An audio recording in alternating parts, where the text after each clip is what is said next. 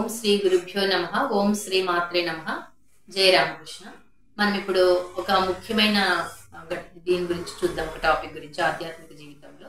So ఎక్కువ మంది ఏమంటుంటారంటే పాపాలు చేసేసాము లేదా మంచి పనులు చేసాము, అన్ని భగవంతుడే చేయిస్తున్నాడండి, మాదేముంది అని అంటారు కదా. కాబట్టి అది అసలు కరెక్టా?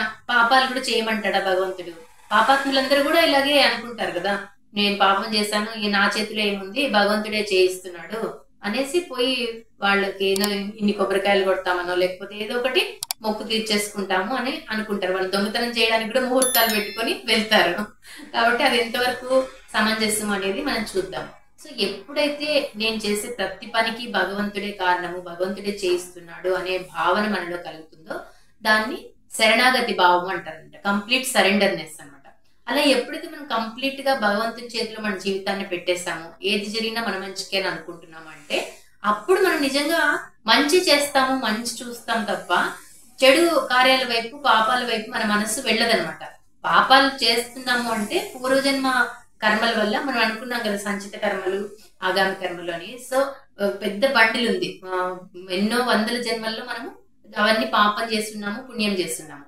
దాంట్లో ఆ పాపకార్యాల నుంచి కొంత బండిలు, పుణ్యకార్యాల నుంచి కొంత బండిలు తీసుకుని వచ్చి జన్మ తీసుకుంటున్నాము. కాబట్టి అదే సాధన మార్గంలో ఉంటే గనక ఆ పాపం ఏదైతే మనకు ఇప్పుడు యాక్సిడెంట్ అవ్వాలని రాసి పెట్టింది అనుకోండి, ఒక చిన్న ముళ్ళు గుచ్చుకొని ఆగిపోతుంది అనమాట. సో అట్లా కంప్లీట్ సరెండర్ అయిన వాళ్ళకి అది చెందుతుంది తప్ప ఓన్లీ పాపం చేసేసి దీన్ని భగవంతుడు చేయించాడు అనుకుంటే కాదనమాట. అలా కాదు, మీరు పూర్వజన్మ సంస్కారాల వల్ల ఆ పాపం చేశారు, పోనీ అలా చేయకూడదు అనుకుంటే ఇప్పటి నుంచి కనీసం కంప్లీట్ గా సరెండర్ అయిపోతే అప్పుడు మన పాపాలు, ఎంత పెద్ద మహా పాపాలు చేసిన వాళ్ళు కూడా ఎప్పుడైతే భగవంతుని నామాన్ని స్వీకరిస్తారో అప్పుడు పాపరాశి మొత్తం దగ్ధమైపోతుంది అని చెప్తారండి కృష్ణ భగవానుడు కూడా. సో ఆయన ఏమంటారు అంటే, ఎంత పాపాత్ముడైనప్పటికీ ఇప్పుడు సరైన నిర్ణయం తీసుకుని సరైన దారిలోకి వచ్చాడు కాబట్టి ఇప్పటి నుంచి ఆయనవన్నీ కూడా క్యాన్సిల్ అయిపోతాయి, ఆ పాపాలన్నీ కూడా దగ్ధమైపోతాయి అని చెప్తారంట. కాబట్టి అన్ని చేసేసి పాడు పనులన్నీ చేసేసి మనం భగవంతుని మీద వేసేసాము, భగవంతుడే చేయించాడంటే కాదనమాట. సో ఇలా మనము ఆలోచన చేద్దాం. సర్వం శ్రీరామకృష్ణ అర్పణమస్తు. లోకా సమస్త సుఖినో భవంతు. జై హింద్.